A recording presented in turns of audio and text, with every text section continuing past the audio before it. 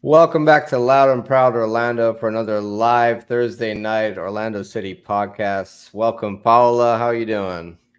Doing fantastic because is a Clásico game coming up ahead us, so I'm doing fantastic. Yeah, El Clásico del Sol. What do we call it? The Florida Clásico. I don't know. We gotta pick a nickname. We we need I'm all for yeah, one of these. I agree. So I agree. it's up in the air. Luis, what do you think it should be called?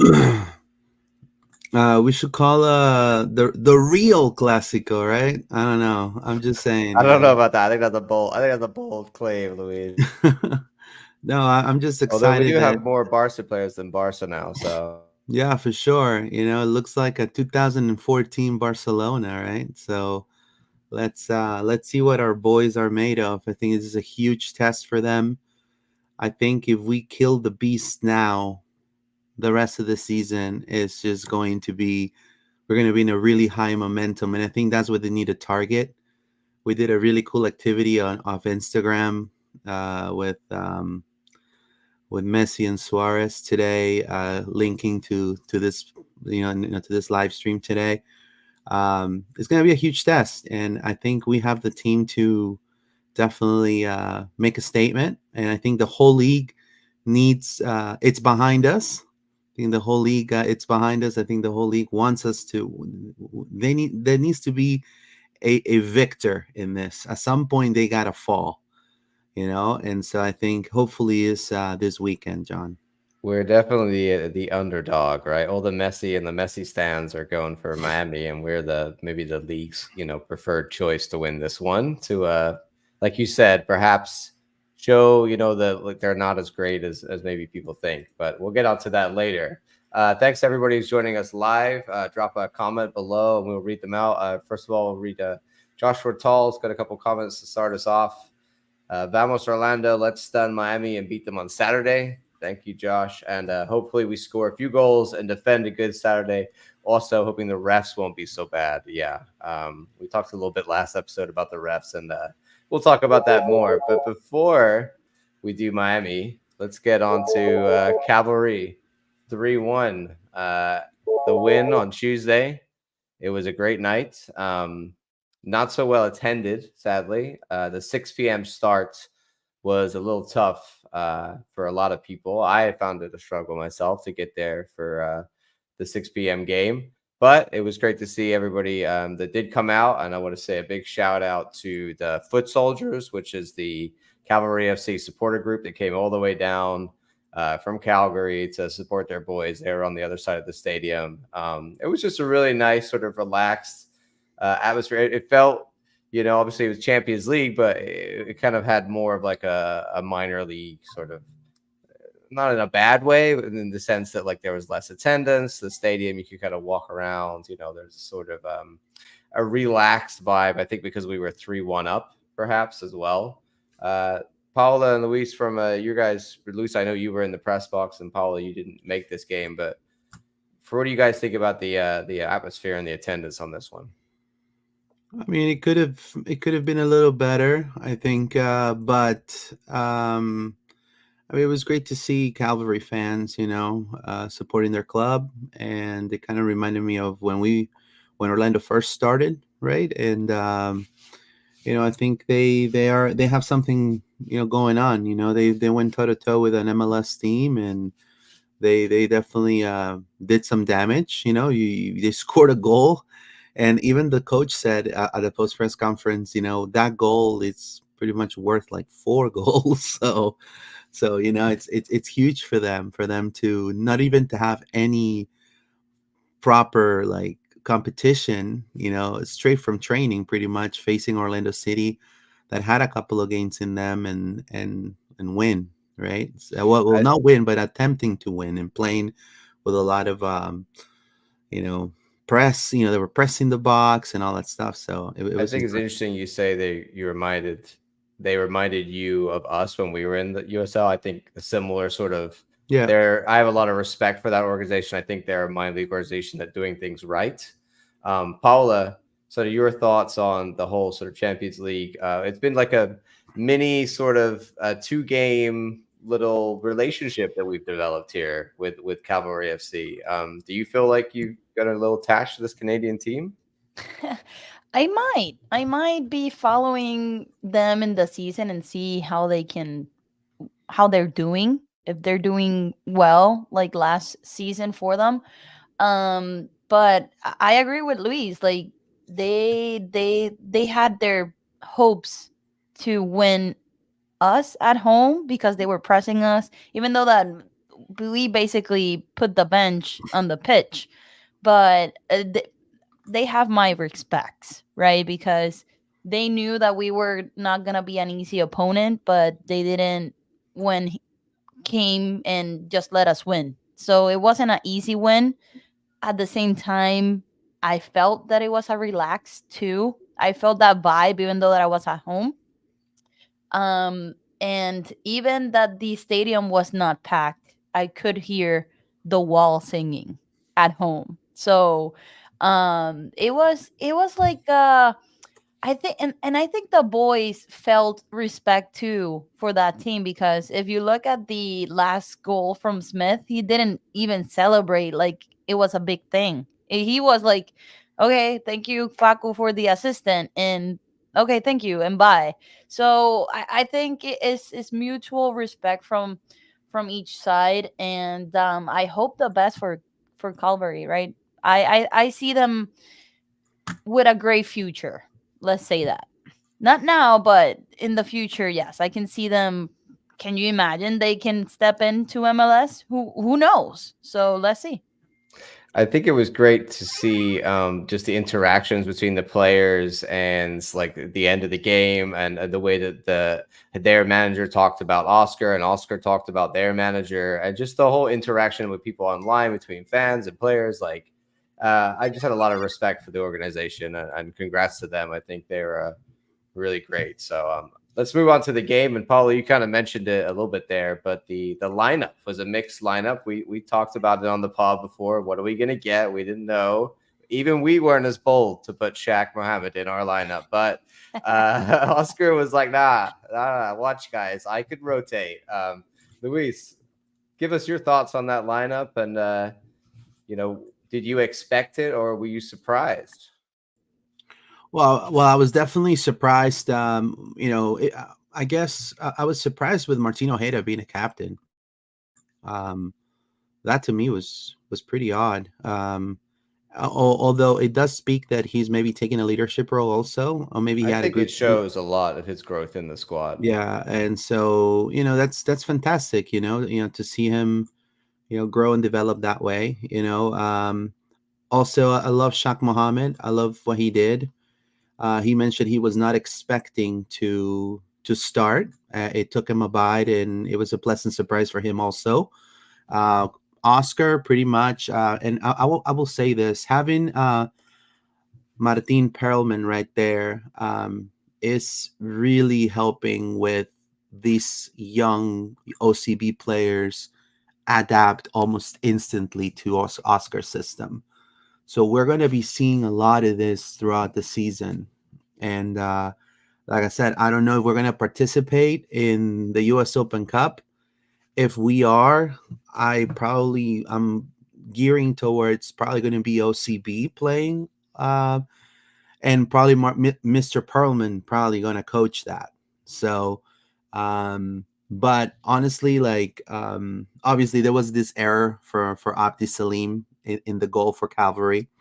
A bad clearance, I would say. But other than that, I think it was a very surprising role by Shaq. He was all over. He was all over. Paula, I think Shaq is the one that I would have picked out as well. From a guy that with a lot of energy, perhaps maybe lacks the final ball, but definitely wasn't completely out of place, right? I think it showed that he's got something about him and that he can develop. Do you feel the same way about Shaq, or was anybody else in this lineup that you feel kind of surprised you and did really well from the fringe players? I mean, if we're talking about OCB, yes. Like Mohammed, he has a bright future.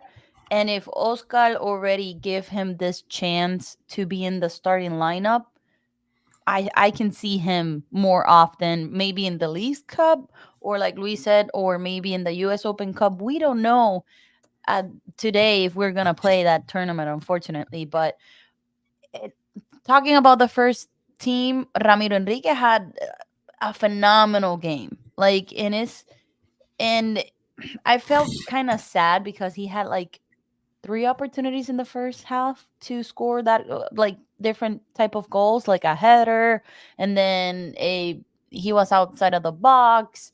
I mean, I think that Enrique is unleashing the beast mode that he hasn't unleashed yet. I think I was super surprised about him, and I criticized him against Montreal because he was stepping over his own passes on Montreal's game, but he shut me out with that golazo outside of the box on the Calvary game. But rather than that, I'm the rest of the team looks good. Like I'm not even concerned. Like we have a good problem in the bench. This is a good problem to have for the future. It's not like 2 years ago that we didn't had a bench. We had a strong starting 11 and then crickets. We didn't had any bench, so we can seal that deal. It definitely showed the sort of strength and depth that we got going Exactly. on in the squad. I'm going to give you guys a quick run through of everything. If you're listening as we go through the highlights, just to go through the game and everything that happened. The first half was sort of not a lot for us. We were being a little bit slow, or perhaps we're trying to be, like Oscar said in his press conference, too complex with our passing and trying to do too much. And he told them to simplify it. And then in the second half, we came out and we did just that. I mean, the first goal from the second half coming from Nico Ladera with a beautiful assist by Luis Muriel, who essentially just very simply walks inside and passes it to Nico to give him the great opportunity and shot. Then we had the cavalry goal that we talked about where they came up the other end. Mikey Holiday failing to get the block in, and ball comes across, and Schlegel again failing to make the clearance, and they get the goal, which was really nice for them to get that first Champions League goal.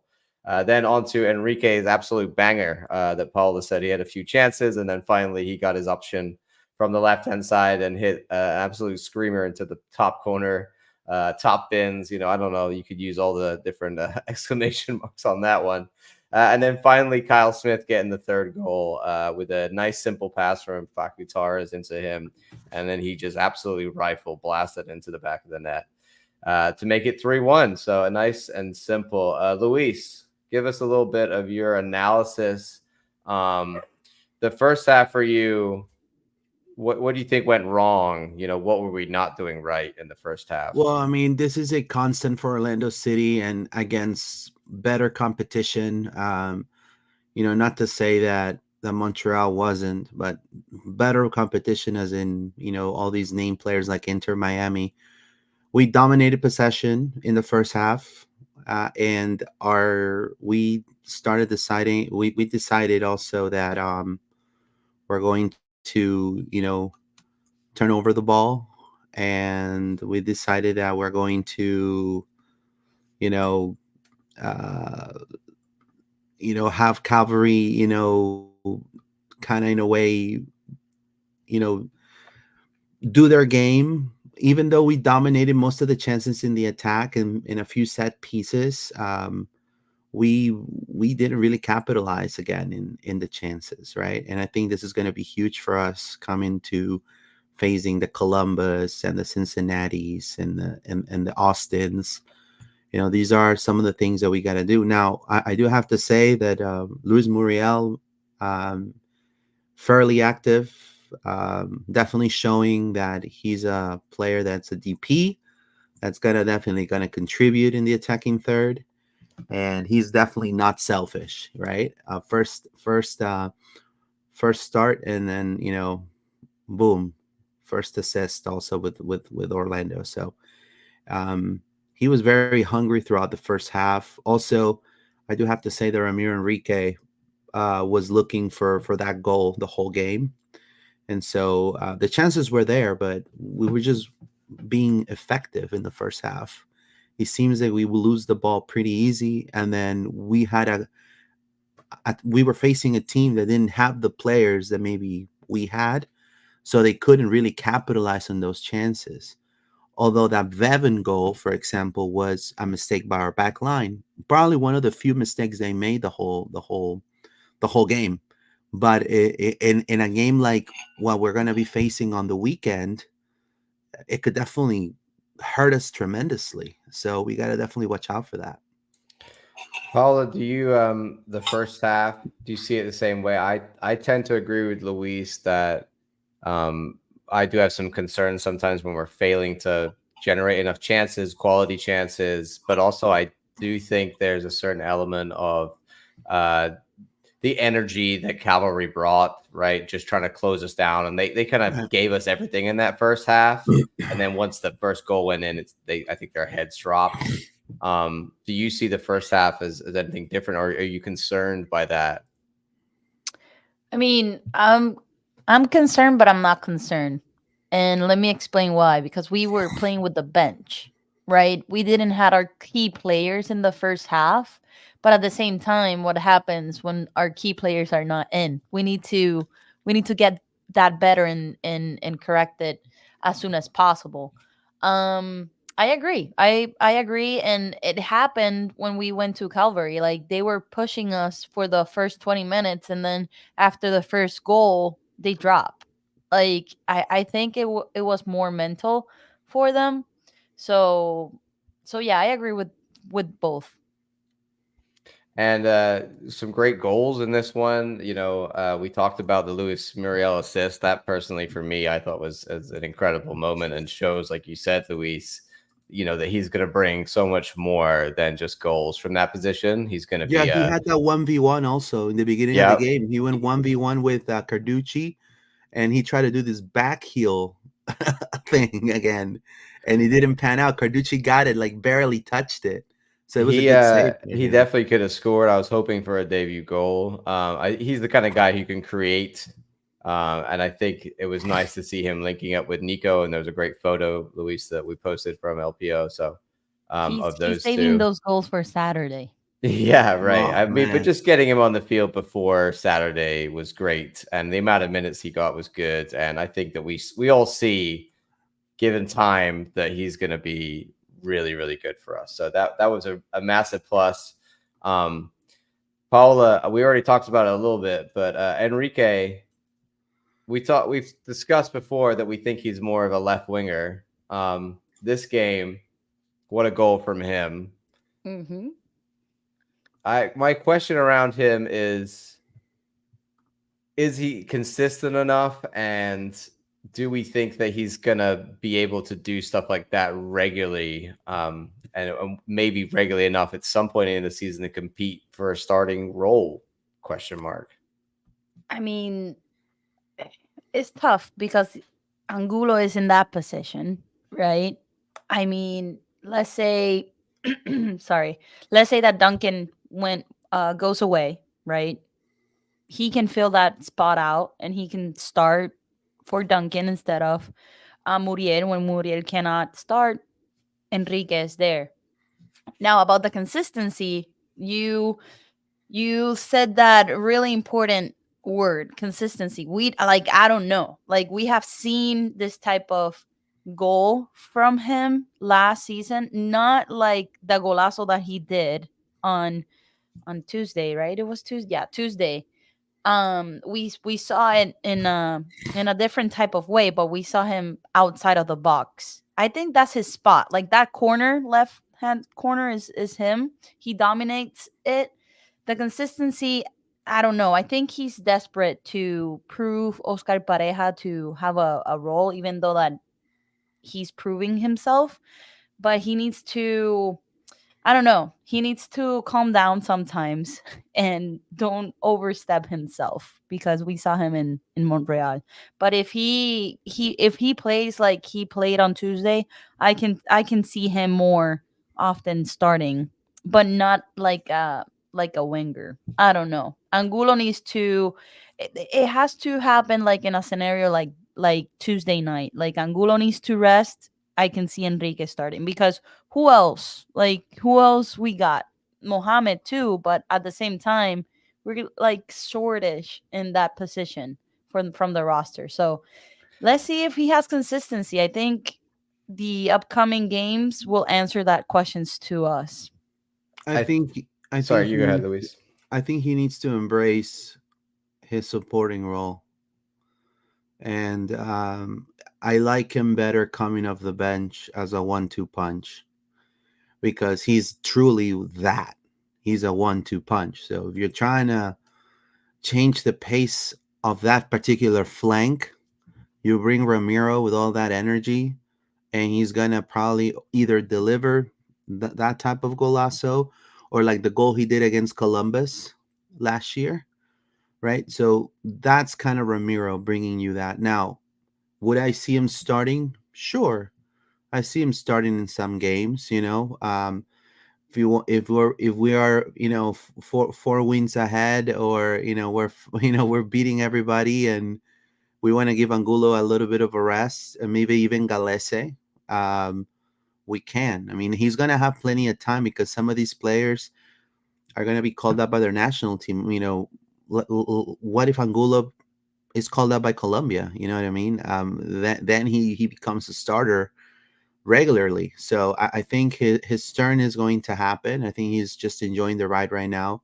For what I talked to him after this game, he seems very confident, and none of the players seem, they all have that sense of they want to really like their test, the real test for them, it's what's coming up in the weekend. They all are talking about how they're not pleased with what happened last year. Also talking about Tigres, that they're not pleased what happened with Tigres. So they have like this little revenge tour type of thing, and I like that, because I think it makes the game more interesting. And somebody like Ramiro, it's definitely going to be able to bring some energy out of this game. I think with Ramiro, he now is the first like sub winger essentially. And we really don't have a lot of depth in those wing positions. So if we're starting Angulo and we're starting Facu and you're starting Ojeda as your number 10, you got to take a winger off and bring a winger on. Enrique is the first obvious choice there, and for that reason, I feel like he will play or not. Even when Nico's coming on, we're seeing Nico play more centrally. Not necessarily. I don't think he's going to put Nico on the wing. So for me, I think Enrique will be, like you said, that first guy off the bench, and that's fine for now. And we'll see where he goes from there. But it's great to have such depth and such quality coming off the bench. Look at a guy who could do that doesn't make our team. I think it shows. It shows how much strength we've got at the moment. Paula, any other thoughts on the game on Tuesday, or anything else you want to talk about? I mean, I'm excited to see more of Muriel, right? He had a tremendous first 70 minutes. Like Luis said, he's not selfish. He contributed that assist to Nico, and I think this will, well, Nico will gain more confidence for Saturday. So I'm pumped, because we saw a little bit of Muriel, and remember, he just got here. He trained like 2 weeks, with the team, and that's it. So I'm really excited to see what's gonna happen on Saturday. I think our guest is here, guys. Oh, great. That moves us perfectly on to our next segment where we talk all about Inter Miami. Welcome to Franco. Franco, how are you doing? I'm good, man. I got a haircut today, although it's looking a little messy on top, so I didn't get to comb it. But here we are. Here we are. How are you guys? How are you, man? So Good, you know good. Luis from your connections, right? Together in the world of Peru. And the Peruvian connections that exist Peruvian out in this connections. world. Every Peruvian knows every Peruvian by one or two people. It's like scientifically proven. Yeah. Well, that's great. Well, thank you for joining us. We appreciate it. As we ramp up for El Clásico del Sol. What do you guys have a name for it yet? We're bounding around a few names, so we're not sure. I've called it since the first season El Clásico del Sol because it can translate to English, Sunshine Clásico. It's nice and simple. Yeah. For me, it's not like reflects of what Florida is, what the rivalry or the derby is. I'm not like I get that there's a portion of the American audience that likes really gimmicky names like El Tráfico or El Tráfico, which I think is horrendous. Yeah. It's a terrible name for a derby. Like nowhere else in the world are derbies like given these like little silly, ridiculous names. Like it's just like an American thing. Like a segment of the American population just loves like gimmicky and silly and goofy names for whatever reason. Like I don't know any. Do you know any goofy names for any basketball rivalries? Like back in the days, with the Celtics and the Lakers, did they call that? Did they make a funny name about that? No, it's a rivalry. It's a rivalry. No, but that's my soccer. first tangent. That's my first rant of the day. I've been holding that one in for a long time. I got one for you. We have the war on I-4 back in the day when we used to play the Rowdies. How would you translate that to Spanish? That's a great one. For Miami and Orlando, I think it has to be something that easily translates to both languages, especially if it's Miami. Inter Miami has adopted very heavily and leaned very heavily into the Latin and Spanish and Hispanic side of things. It has you guys to be interchangeable. Are basically Barca, so it makes sense. So we could kind of be like the Real, right? There you go. I just wanted to ask you, Franco, about your guys' expectations this year. Obviously, I think you want to win trophies. I'm interested what kind of trophies you as a fan base and you personally would like for Miami to win. So I think the fan base in general, wants to see the team win as much as possible, right? And with the team they have and the names they have, obviously that's understandable. For my reporter's seat, what I think is more realistic than trying to win everything, because yes, they can try, they can attempt, but like we're talking realistic approach of what 2024 can bring. I think MLS Cup. I think that's the realistic goal. I know they've talked about Champions Cup, which they'll start to compete in next week against Nashville SC. Look, they can beat any MLS team on any given day. This is they have Messi. Playing field's a bit more even and level. Against top-tier Mexican teams that have the spending ability to buy players at all positions that are equally as talented, I just don't see Inter Miami being that good. Yes, Messi might be able to get you out of one game, maybe two games, but at some point it's going to catch up to you. At some point, in my opinion, the cream will rise to the top, and one of those Mexican teams is going to beat this Inter Miami team. If Inter Miami gets past Nashville, so like there's only been one MLS team that's won. Well, it was called the Champions League. It's now called the Champions Cup, and there's a reason for that. It's difficult to do, even if you have Messi. I'm not saying they don't have any chance to advance and get far in the tournament, but at some point I just don't see them winning that tournament. So MLS Cup is, to me, the most realistic trophy that they compete for. Their Open Cup, they're probably not going to be competing in based on, what we're seeing out there for other MLS teams.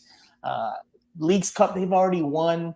So, they could go for that again, but how much does it really mean to win a second Leagues Cup? Two-time Leagues Cup champion. What does that mean? What does that do for anybody? And then the Supporter Shield, just with the aging legs that they have, and, Messi's going to be gone with Argentina for the Copa America and different international call-ups throughout the year. I just don't see them having that consistency to be a Supporter Shield winner this year. It's going to be a lot of rotation throughout the year. They got to keep those Los Cuatro Fantásticos, which Luis Pineda will know from our no. days. That's what I borrowed that nickname from Peru. Yeah, but I'm using it with Inter Miami now. I have bad memories for that name. Yeah, no, it didn't go too well for yeah, it didn't Peru, go too well for Peru. Well, anyway, with the Fantastic Four, the Cuatro Fantásticos, they're going to be rotated. They're going to get rested. They're not going to play game in and game out. So, especially, Suarez and Messi especially. So I see it kind of like up and down, like a road. Like there's going to be times when you guys are hot and everybody's fit and you're playing well. And then there's going to be times when you're going to have to play some of the younger right, French guys, and you're not going to have Messi. And yeah, for sure. Absolutely. It's interesting that you guys. You know, putting so much stock in the end of the season. There's so much time. So as long as you kind of fit at the end of the year, there's always a chance. I agree with you guys. Yeah, I mean, I think that's just the realistic approach to it. I mean, if they pick something up along the way, fantastic. I don't think they're ready now in terms of where they are in their season. Yeah, we're, kind of looking more like we'd like to be good all year and perhaps go for like the supporter shield. Our squads are a little bit different, differently built. But Orlando's been together for a long time. The core's been together for a long time. You've added some really interesting pieces with Luis Muriel up top, lethal Colombian striker. You have Nicolas Lodeiro, who's already got on the score sheet the other day. So, I mean, there's interesting pieces that have been added to help the top part and, the rest of the roster to make that type of team, to have that type of roster that can compete through the course of an MLS season. So, I mean, absolutely, Orlando definitely one of the favorites in the East for my money, and definitely for the supporter shield. But we'll see how things that's good, right? You guys like that we're competitive and that we're up there. And I mean, imagine that you want somebody to compete with and to be up there. I think the Clásico del Sol could be some of the best games this year that MLS has to offer. Yeah, I mean, I'm a little miffed that it's this early in the season. Like, it takes away some of the buzz from the game. Normally, it happens later in the year when the initial fever of MLS season starting back up again has died down, and then it picks back up for that game. But yes, I do think that the games should be a spectacle. I think this weekend's is going to be really good. I think we're going to see goals, and I think it should make for adding that next layer and that next chapter to the rivalry. Obviously, we saw last year got pretty chippy when Orlando City started marking Messi personally and tightly, and he didn't like that too much. So I can only imagine if the goals are going back and forth and leads are being changed and exchanged, that it's going to be another heck of a spectacle and then a good one for the neutrals and for fans for both sides. And that's what we really hope for.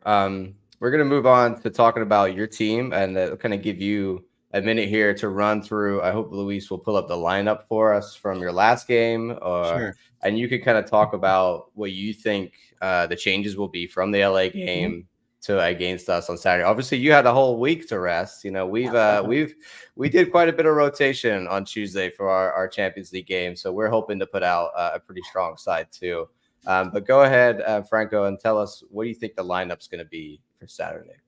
So it's interesting, right? Because if you're asking me what I think Tata's going to do, that's different than what I would do, right? But we'll go with what I think Tata's going to do because he's the head coach. And what I think he's going to do, and I'm not saying I agree with this, but what I think he's going to do, if everyone's healthy, sticks with that same 11. They won at home against Real Salt Lake. They weren't overly convincing against the LA Galaxy, but they got a point on the road. Getting a result away from home in MLS, we know, is not the easiest task. So I don't think the LA Galaxy are going to be a bad team this year, especially with Paint still in there. I think they're going to be a pretty decent team. So they have 4 points out of 6 to start the season. I think Tata will look at that on the balance and be like, all right, there's room for improvements for sure, but what they have available right now, this is probably the lineup you're looking at. Maybe you could see Leo Campana coming from Luis Suarez, maybe, but I doubt it. Even though Luis Suarez fit? Is Suarez fit? He doesn't look fully fit. Yeah, he doesn't look fit, man. He doesn't look fully fit. But I think he looks like he's in pain to me, honestly. That's what, a lot of people are saying that. I don't know if I would go that far yet. I think it's a mixture of fatigue and frustration. I think and he's also older, right? He's also a little bit older. He definitely has knee problems. I know he's talked about his knee issues and whatnot, but I think he'll get going once they get going a little bit more. Tata Martino talked recently about the fact that, yes, look, Messi and Suarez, they understand each other, but it's about the rest of the players understanding his movements and figuring it out. He's also adapting to a new league. I mean, I'm sure you guys have seen it in Orlando. I saw it when I was up in New Jersey covering the Red Bulls. When players come from abroad, even the top level players, you know, that first season, sometimes it takes them a year to get their feet under them. You saw it with Thierry Henry, you saw it with Tim Cahill. Sometimes it takes, you know, an adaptation period to really get going. So I can't imagine that Suarez won't get going at some point. I think he will. I mean, he just did it in Brazil. I think Brazil top flight is more competitive than MLS. Yeah, for sure. You know, and he's a year older, more wear and tear, absolutely. But I think at some point the ball will start going into the back of the net for him, and he'll look much, much more lethal. And then we won't be talking about this slow start of the season for him. But I think that could be the only change. The only change. Campana for Suarez. I wouldn't bet on it though. I think this 11 again. I think you're right about Suarez. I kind of see it as like he looks at the pain, but it's probably partly pain because he's not getting the service that he's like wanting and used to. He looks a little bit frustrated up there, especially in that LA game. He was like turning around and, you know, shouting at the guys like, "Give me the ball. I'm Luis Suarez." And Tata said that there at the post-game press conference that because they asked him about Suarez. Of course, it's a big talking point so far through the first couple of weeks of the season. And he said Suarez was just unfortunate to be on the field during the first 60 minutes, which is when we played some of our worst soccer of this game. He's like, well, we played our best soccer in the second half, and he wasn't on the field for much of it. So, you know, he chalked it up to that. He's not raising any concerning flags just yet, but obviously he's the head coach, so he's got to manage all that publicly and privately. I would say one more possible change. I mean, Diego Gomez came out of the last game looked like a little bit of a knock, but I think he might be okay. The one change we could see, though, if everyone is healthy, Nicolas Freire, the Argentine center back, for Sergio Cristal. I think that's a switch we could see. They're very high on Freire. Obviously, he's coming back and working his way back to 100% healthy after being out for 4 months with an injury. But he played in the preseason finale against Newell's Old Boys. Looked solid. I think that they really, really rate him. I think he's a starting center back on this team when he's healthy and ready. Don't know if he's ready yet. He didn't start against the Galaxy, but if he is, I could see him stepping into this lineup. What about Redondo? I haven't followed up what happened there. Is he around? Is he potentially going to come on? Or so he is around, but he has not officially taken part in training yet because his visa is not. He's just in and around the facility. Now, can that visa arrive at Friday at 11:59 p.m. and that makes him available for the Saturday afternoon, evening game? Yes, and we've seen cases of that in MLS before. So as of right now, it's not eligible to play, but don't rule him out entirely. You never know. All righty, Paula, do you have any questions for Franco on the lineup? I've been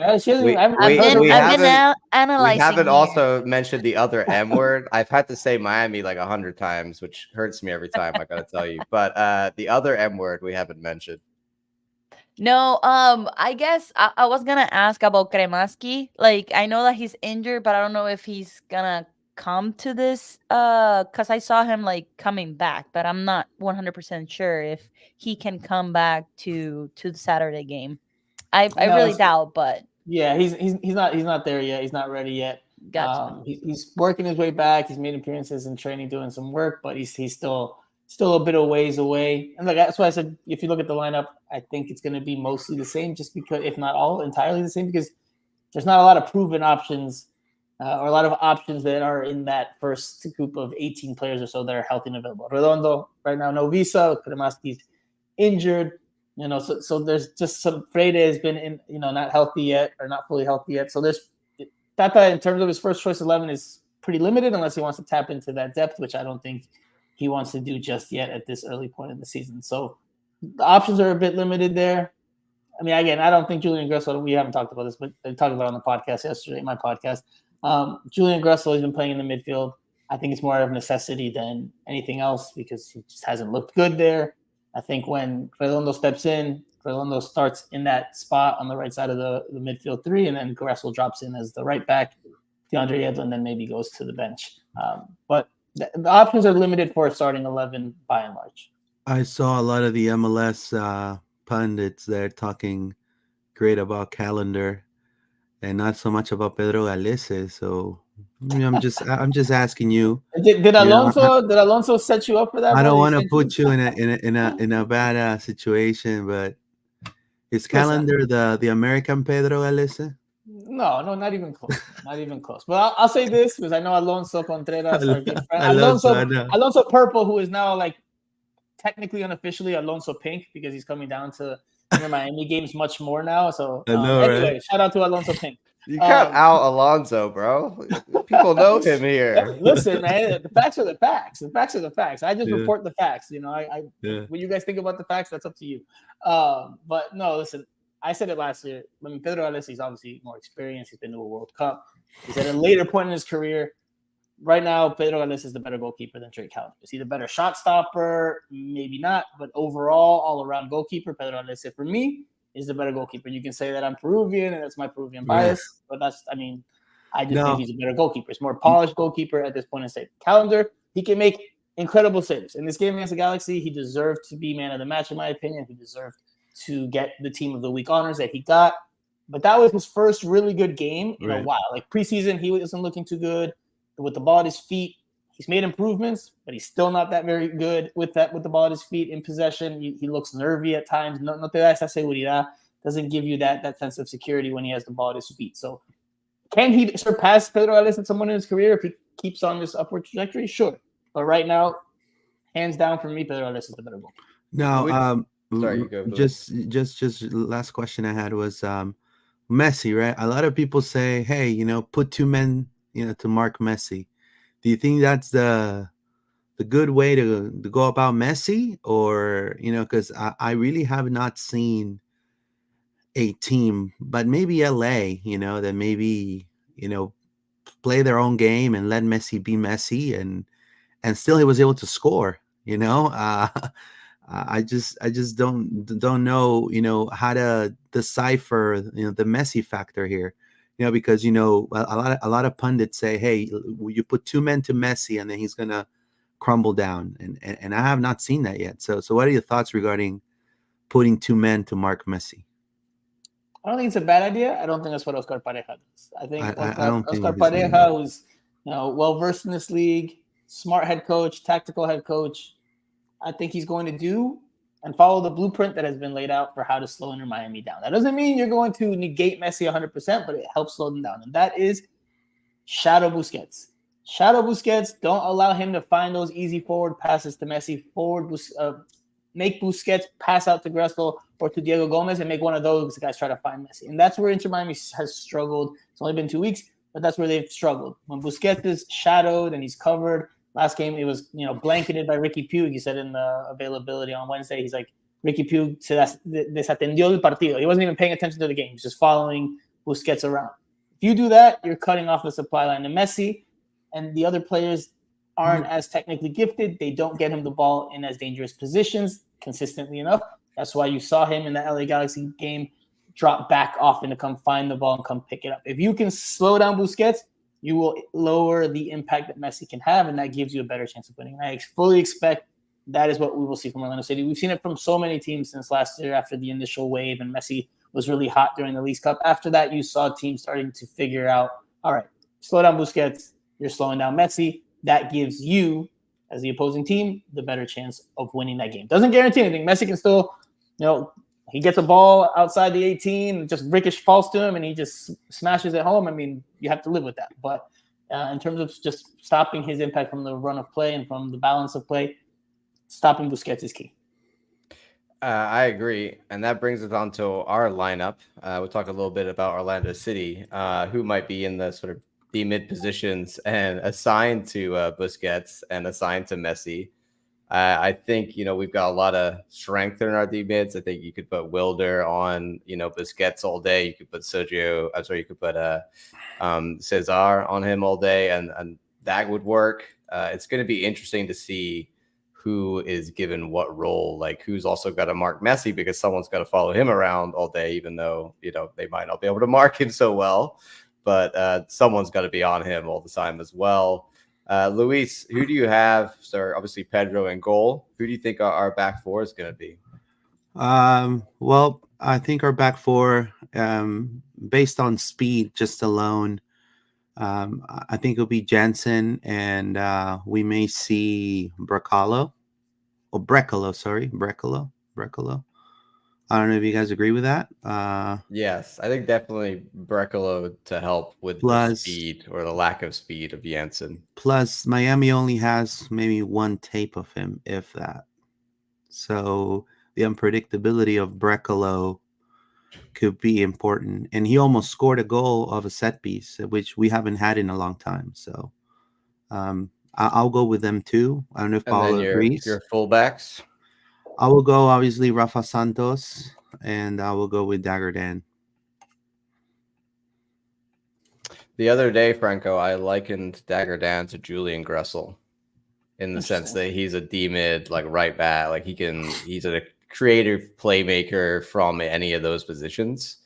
So we're really excited about him this season. I think he could be a hidden threat that Miami would market. Does he have a lot that of crossing ability though? Does he have that crossing? Oh, he does. Yeah, he can hit a Yep. ball. Yeah, for sure. No, yeah. But I Was think that Paolo? because Did I hear Paolo speak again? I He- think they charged Paola, or they charged Paola by the word. She's yeah, like, we don't only a let few Paula words. say that much because she proves she knows more than us, and then we get embarrassed. No, but this is a section that Paula could go ahead and give us the rest of the lineup. Of course, put those two midfielders, Cesar Araujo and Wilder Cartagena, right there.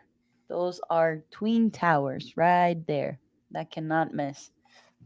No, I ask you a I question. love the Spanish nicknames for players, bro. Just like the creativity that we have is like there's a colleague from Argentina named Jorge Flaitas, if I'm not mistaken. This is from back in the days. I mean, when the New York Red Bulls had Aaron Long and Tim Parker, who are obviously two very tall, physical center backs, he would refer to them in the halftime talks, and then he would just have me dying laughing as "Eso Terminator."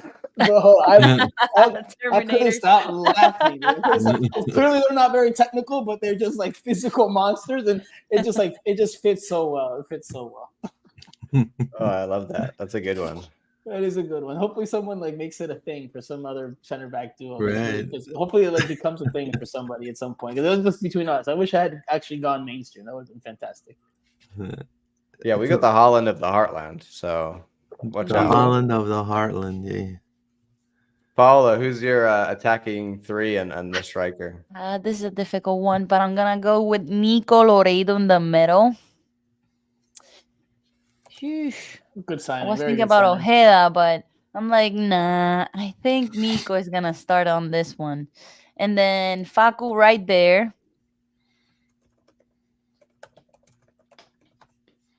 Then Angulo. Junior Angulo. And There's a nickname I like that Luis has given out. yeah, Angulo Vinny is Junior. Mini Vinny, which is Vinny. It's a great Mini one. Vinny. I think it's Shout out to the amount of American players that will be playing in this game, because it's not going to be very many. Zero. Well, Lodeiro, right? He's Hey, it's not El over there. Clásico del Sol That's for right, no exactly, reason, okay? exactly, It's the South American, Central American vibes are strong here. Interesting. Inter Miami might have more American players than Orlando City, because they're going to have Correct. at least I Yedlin think and you Green do. Panther, so. I think you have better American players than us. I'll say that. Who will be your 9, Paola? Muriel. It's gotta be Muriel, man. You gotta start Muriel. In a rivalry game or classic, you need that jerarquía, that know-how. Absolutely. Yeah, that's right. I think think this is that- it. Only debate we can have is Ojeda versus Laredo in that 10 Yep. position. And Mhm. I tend to swing with you, Paula, that it's gonna be Laredo because I think that experience Oscar will want in this game against this big opposition. I agree. I was thinking about that. I'm like, should Ojeda start? But at the same time, Nico is a veteran. Like, we need that veteran Yeah. leadership in the war court on Saturday. So I go with Nico. I am just a little concerned about Araujo and Cartagena in a way of just yellow cards and red cards, because I mean, you got Messi, right? And the thing that what happened with the referees and all those really horrible call-ups like that, no foul, by the Galaxy, pretty much that got him 10 men. I have a feeling that Cartagena needs to be like clinical, like he needs to be that guy. He needs to tap on Ultra Instinct. He needs to tap on Super Saiyan. He needs to be just like a really well cutting knife. You know what I mean? if he's just gonna be a little sloppy, he's gonna get 2 yellow cards and then he's out. And then you have Araujo, and I think he dabs on that too. So I just feel like that may be our Achilles heel. I I am don't know, what do you think? concerned about cards, definitely. Yeah. I'm more concerned about the amateur-ish refs because honestly, they're that's what they horrible, are man. that we've got right now. I mean, But I'm even, concerned. even the pro refs, give Yeah. Messi some Yeah, favoritism. You know what I'm saying? yeah. Like, I mean, But yeah, not but it's even worse. favoritism. I'm mainly concerned about them losing control of the game. Like I think that it could get. So we saw in the Leagues Cup the level of like intensity and the heat between. Like if we're gonna mark Messi like that, he gets upset, Busquets gets upset, we start getting upset. The whole thing can escalate very quickly. And if you've got these guys and the refs who cannot control all of these stars on the field, then it becomes a big problem really quickly. But I'm glad that you understand, Franco. You agree a little bit with us that you guys absolutely perhaps have some slight advantage when, I saw Busquets pretty much bully this referee in LA. Right. Do you see it that way a little bit? Do you guys aware that you're kind of doing that? I'm a reporter. I am unbiased and impartial by nature. So while I cover this team and I have these jerseys in the background to show that I'm covering this team, I call it how I see it, man. And Messi definitely gets the calls in his favor more often than not. And they also work the referees. These guys have played at the highest levels with some of the top referees in the game, and they know how to work these refs. They know how to get in their ear, how to get in their head. It's not stuff that when you watch it on TV or you're watching it from the press box or the stands, even that you're like, oh, okay, this is impacting the game, but it absolutely impacts the game. These are human beings. And if, you have one guy convincing you enough and he's, convincing enough, then all right, that's going to play a factor in your decision making. Not supposed to. That's why you're the ref. You're impartial, but it does play a factor. And absolutely, they know what they're doing and they know how to do it. But it's no different. I'll say that part is different. But the other part of the favoritism for special players and star players, I mean, that goes across the board in any sport. Basketball, the top players get calls that the other players don't get. It's just par for the course. It's unfortunate, but it's a reality of just human nature. So, and we're not unknown for pushing the limits of what we do as a team, right? Where Oscar drills our team to be. I like that though. I like that. We're bullish, right? We're not afraid to put a tackle in. We're not afraid to stand up for ourselves. Yeah, I think there's a little bit of grit in our team. So I don't think that it's all right, Miami. I think nasty's not bad. Dirty. It could be both ways, right? We could be a little nasty. You could be getting up a little upset, and I just kind of see this one getting out of hand. And I think that would be a shame because I'd love to see these two teams go out at a fairly called game and a game that like we could say, okay, it was all calls or even, and there was no favoritism. So just so we can say honestly, like who is, who has the better result without any of that sort of question mark asterisk at the end. And I was telling Alonso, I was like, these people are gonna probably call up. Like, do you imagine these referees calling the World Cup? Come on, man. Like, this is disgraceful. Like, these refs, like, even pro, it's just like a joke. Like, I honestly, I think it's going to be, they got to do something about that, man. They got to do something about pro. They got to, Infantino needs to, dump some money or something, to better give them like some sort of training or something. I'm hoping they'll figure it out, man, because I don't want to go with these other refs for a while longer. But we'll move on to final scores. Franco, can you give us your prediction on the final score and then who's going to score those goals? So I think Orlando City's going to put up a hell of a fight against Inter Miami. I think they're going to give them the toughest test to the 3 weeks of the regular season. I think Inter Miami will find a way at home. I can see this going anyway. I can see a draw. I can see Inter Miami losing. But if you're asking me, I got to stick with what I said yesterday. I got to be consistent. I think Inter Miami wins in a Clásico of the Clásico. I think they win 3-2. I think it'll be one of the more memorable matches. Hopefully it's not like a dogfight and it's 0-0 to the 89th minute and then maybe someone scores late off like a penalty kick call that's controversial. Hopefully it's the opposite of that. Hopefully we see a good game with a lot of goals. I can't imagine Inter Miami doesn't concede in this one. It's just defensively they're just not great. And their apuesta, like we would say, Luis, is that their bet is to overwhelm you in the attack with what they have. They throw numbers forward. They like to have the ball, and they want Messi and Suarez and Robert Taylor to do their magic in the final third. And look, you can score 2, But if Inter Miami scores 3, then they'll take that. I think that's what they're betting on. They're not looking to be a defensive-minded team that's going to close the spaces. They want to score on you. They'll give up some goals and some chances, but they think they'll outdo you blow for blow. So 3-2, Inter Miami wins. And you got like probably a goal for Messi. Yeah, Anyone I else? think Messi gets one. I think Suarez gets one. Suarez. Okay, there we go. Paula, you give us your score prediction and who's getting those goals. Oof, I think I want the 3 points so bad, and I think the team wants the 3 points so bad. It could go both ways, but I will see us winning 4-3.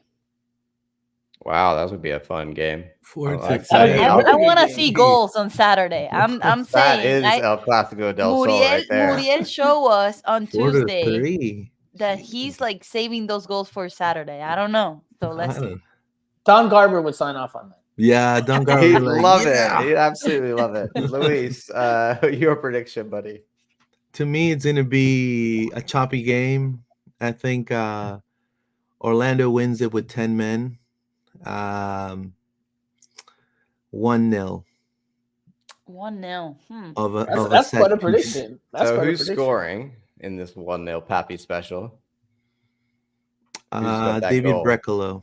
Brecalo, okay. Brecalo, Brecalo. okay. Dang, And what a prediction, brother. I want to know that's- who's getting sent off for into Miami. Probably Wilder. Well, probably, and I don't know. I'll say. Wait, you said if- 10 men for us who or gets 10 men sent for off? them? Cesar Araujo. Oh, Oh, we're Araujo, down to okay. 10 men. Okay, got Yeah, it. we're down with 10 men. I thought you said Miami was down to 10 No, men. I was no, I like, think oh, we Busquets win it told to like go. Rocky 2. Like we win it like falling down, man. We think, win it like just with a final Of a slog horrible with nobody set on the piece. field. Yeah, Brecalo comes in. He takes his shirt off and stuff. The Superman. Well, these are all some really exciting games. I'm excited to watch all of these play out. I'm gonna say 2-1 to Orlando City. I think Messi gets a goal. I think we score first, then they reply. And then I think at the end of the game, our subs just do it for us. I think we bring on the likes of Ojeda and Duncan. We just got that depth that I think you guys just don't have. So if we exhaust you and maintain you to like 1 or 2 goals, then we can kind of push at the end of the game and hopefully get that winner. That's the way I see it. I'm really hoping that we're going to be the guys to take you down first. That would put a smile on our faces. Franco, like you said, you're neutral, but we all know that you want to win the game too. I honestly don't care. Hey, listen, I covered Orlando City when there was no MLS team in Florida, and I covered the beginning of Orlando City. And I so enjoyed what you're covering saying Orlando is City. Orlando City's better. Okay, that's cool. That's what we heard here. You heard it You here still have first, purple, everybody. a little bit of You heard it purple here in your first. heart. He's impartial, man. I used to travel from New York to come to the events in Central Florida when Really? Orlando City was starting up. Well, and they we were just love a that. USL team playing in the Disney tournament. So I have a special place in my journalistic cap for Orlando City. Anybody who watched us play down in the wide world of sports has my respect. Yeah, So, right here. there you go. So let me ask you, wait, Franco, do you like our away kit for this year? I like the home kit. Well, I like the home kit. the home kit, not the purple one, not the new lavender kit one. Ah, come on. No, never mind. You it's don't not have pink. a little bit of your purple heart anymore. I didn't say I have Purple Heart. I said I have a special place in my journalistic career. No, I'm just cap. joking. I'm just joking. I'm just teasing you. I'm just teasing you. Well, Franco, You guys love that jersey? You guys love it, or you guys just Oh. like? No, I love We it, love man. it. No, we Yeah, love yeah. it. We love it. it's like our history, though. You guys don't know what that is, but But anyway. is it because of the history, or is it because of how it looks? It's because it has the colors of the old logo from USL. Like this is a USL logo right here. It's the updated logo they did. It's so sick. Yeah. It You gotta doesn't- see it IRL. No, you like, have look to at it in see real it life. Yeah, in person. The It's pictures normal- it's do normal, not. normalito. it's- It's just a normal jersey. It's a normal white MLS. I think No, from it's the not outside white. perspective, I can Yeah. understand that completely. Like it's not that exciting of a jersey, but it means a lot to us. And the logo is. Hey, dope. listen, heart pulls at the heart, pulls at the heart. No, I can't blame you for that. But from just a pure, aesthetic standpoint, I just don't see like why. Well, it this is didn't such a help the fantastic- Fanatics put it up Fanatic and they didn't help. made it look pink, and then everybody was like, "Oh, you guys want to be," So that didn't help our Well, I case. mean, Yeah. Inter and Co Stadium, you're starting to Yeah, we Yeah, know, we no. know, we know. Don't go there. Franco, I'm gonna give you the opportunity. Do you have any questions for us, or this is sort of our guest wild card section? So Oof. tell us, All right. what do you want to know about Orlando All right. City? Oh, it's about Orlando City. I can't ask you guys about you. Oh man. Oh no, that's you such a good can. question. You could ask Paula what she had for breakfast if you want. All right, It's a all right, wild all right. card. Well, I'll start. I'll ask you a non-soccer question. Then, if there's time, I'll ask you for a soccer question. All right.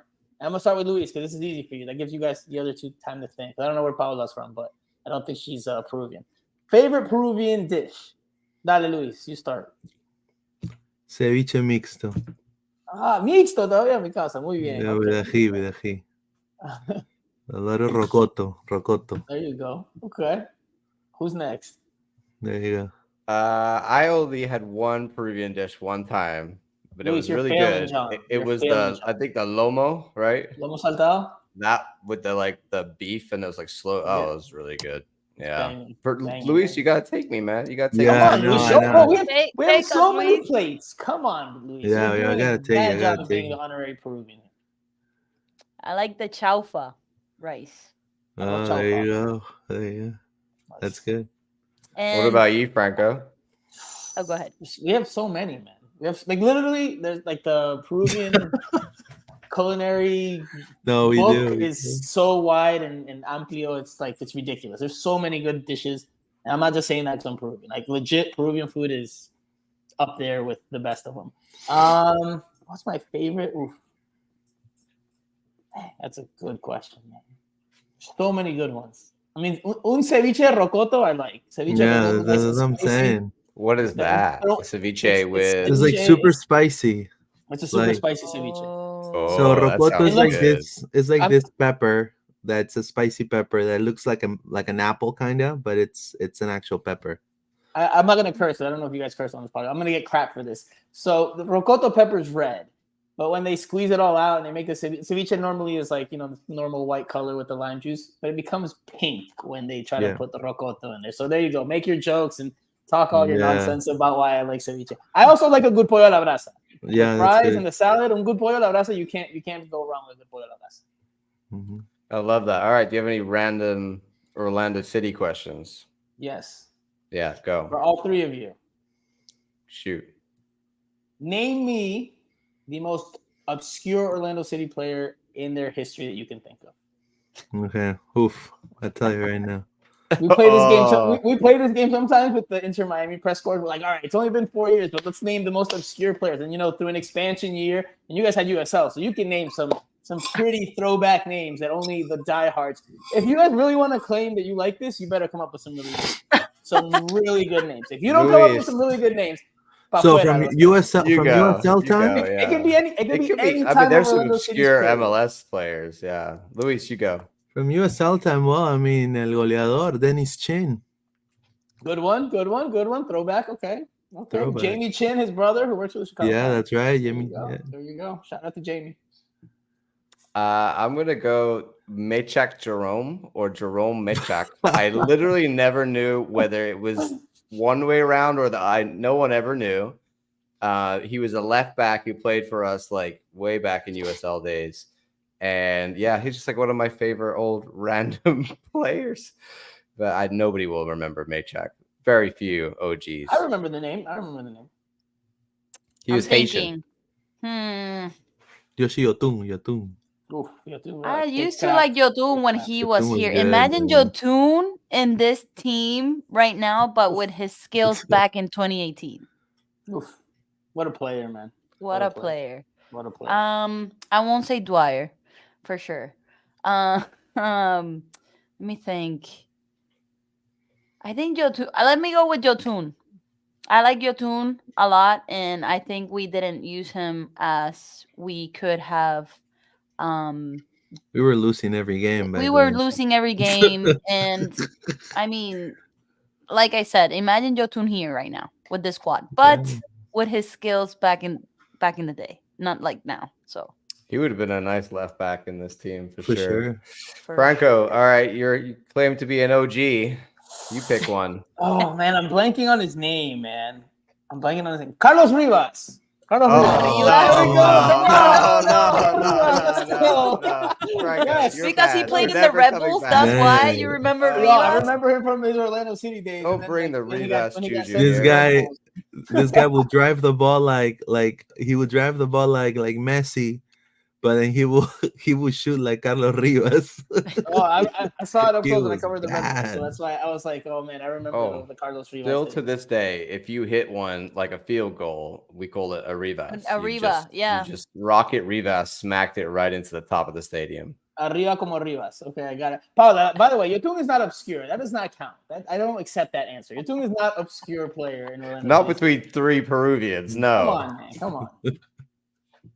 I cannot. I think let's go with a defender, Spectre, Jonathan Spectre. Oh Okay, yeah, alright. that Oh, guy. that's a good one. That I was was a also- good one.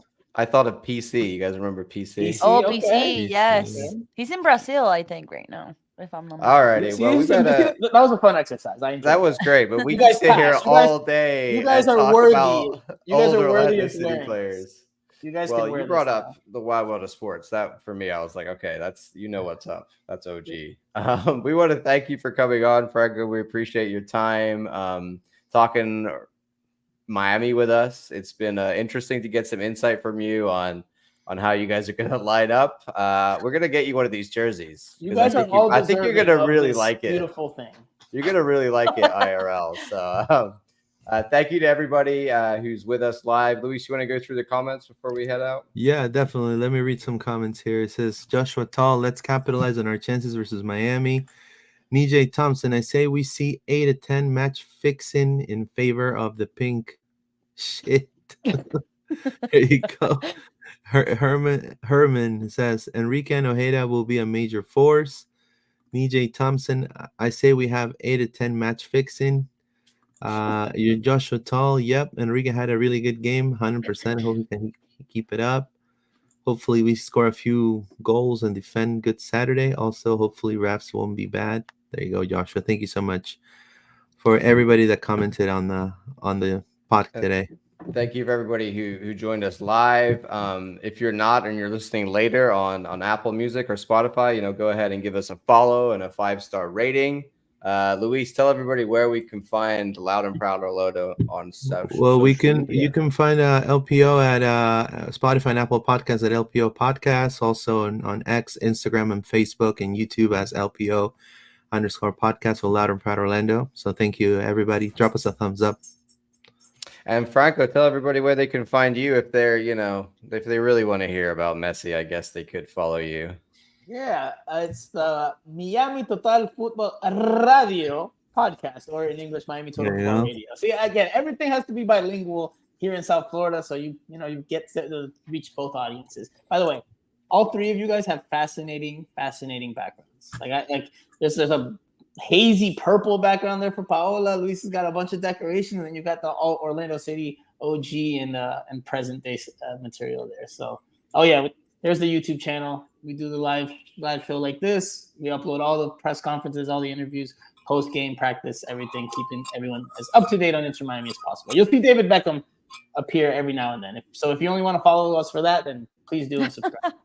You guys are similar like to us. You're obviously accredited. You go to the games like Luis does, but you're also an outlet and a podcast and news and training videos and all that stuff. So I've been in this game for a long time. I look I younger bet. than I am. I look younger than I am. I don't know how old you guys would put on me, but I'm older than you might think. Well, and I think it's probably for you been a crazy time with everything happening in Messi and Miami blowing up, and it's just been amazing, I'm sure. From what it used to be from the pandemic, that first year back, I moved back. I was like, I'm going to cover Inter Miami from start. All right, let's go. Pandemic hit, and that first year and a half, 2 years was not the most fun, but things obviously picked up here once Messi arrived. After Phil Neville chewed me out publicly, by the way. If you guys haven't seen that video, go look it up. Phil Neville and reporter, watch the whole thing.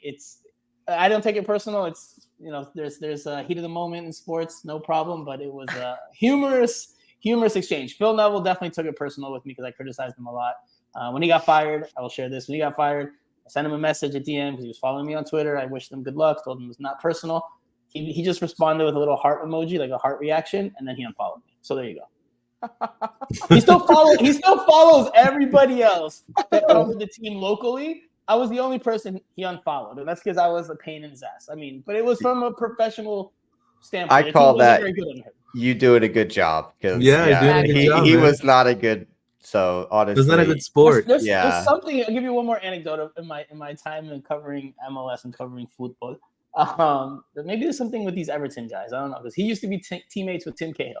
Tim Cahill blocked me on Twitter a long time ago after I reported a scene at practice where he was like really frustrated and upset because he took off his penny and walked off the training field because he was getting benched that weekend by Mike Petke. So after I wrote that out, he blocked me. The funniest part is the PR guy calls me after this happens, because I think this happened on a Thursday. The game was on Saturday. The PR guy calls me on Friday. He's like, Tim Cahill's really pissed. He wants you to apologize. I'm like, why am I going to apologize for reporting what happened? I'll talk to him. I'll hear him out, but I'm not apologizing. So the next day, Saturday, the game, I think they played the Houston Dynamo, if my memory's correct. You can Google this. Tim Cahill's on the bench. He gets subbed in the 70th minute or so. First play, studs up, red card, and he's sent off. We never had that talk because after the game, he just flew to Australia for international duty. He wasn't in the locker room. He got red carded immediately. I remember Mike Petke's reaction was like just looking at this guy. It's like, I can't believe this just happened, because that was the whole thing. It was like he thought he should be starting, but he was getting called up to Australia that year a lot because of the World Cup and all his, and so he wasn't like in the starting team as much as he wanted to be. So it was a whole. He was just frustrated and whatever. I got blocked as a result. So there you go. Some of these players, man, they sometimes they don't like it so much when we talk about them. I can ruffle some feathers too, though. So I understand that. I can understand I'm a pain in the ass. So I get it. Well, thank you for joining us. We appreciate it. We won't make you say Vamos Orlando, but the three of us Follow will. your Tiro de Esquina. Yes. Oh, yes, So Tiro sorry. de Esquina OC is already uploaded in YouTube.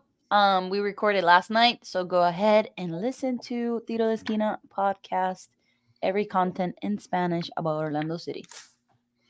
See, we can do Spanish too. There we go. There we go. There's a Spanish element there in Orlando. Come on, guys. Yeah. Oh yeah, for sure. For sure. Hey, half our team is from South America. Anyway, we want to say thank you to everybody who listened, and thank you to everybody who's here live. You guys are awesome, and Saturday is going to be an amazing game. Can't wait. Are you guys coming down? No, not this time. Oh, hey man, you guys are too expensive. It's like $250 a ticket. Get out of here. Orlando City to hook you guys up. Come on. We don't have Miami money. All right, we got Orlando money, baby. You have Inter and Co money. Close enough.